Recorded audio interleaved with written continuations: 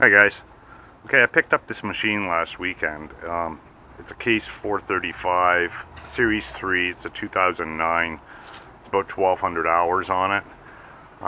It was used in a salt packaging plant and fertilizer, so it's got a lot of surface rust on it where the crap was kicked up from the wheels and whatnot, but that's nothing that can't be cleaned off and painted.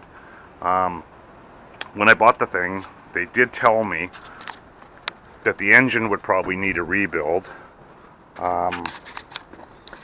Apparently one of the guys was running it, never checked the oil, and it was knocking pretty bad, so they just shut it down. I was looking the thing over when I got it home here, so I knew ahead of time that this was probably going to need an engine, so I picked the machine up for $3,500. It's got new drives, axles in the front, new cylinders on the front. So there's $3,500 right there.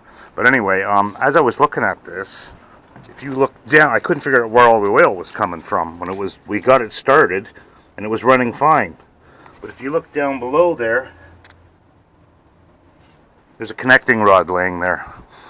It came out through the side, so it come out with a pretty good force because there's a nice clean hole on the side of the block, and the connecting rod doesn't look that damaged. So, and the thing is running fine when you start it on 3 cylinders. There's no shaking or nothing like that, so hopefully there's not a lot of damage inside and I can rebuild this, and while I have it apart I'll put everything, all new bearings in it and everything, but I don't have time right now to deal with this, so I've got other stuff to do. So once I get my garage up and have a work area where I can pull the motor out and take it apart, I'll do that. I don't know what else to say. Anyway, that was my purchase for last weekend. Okay, have a good one. I'll let you know how it goes when I pull it out.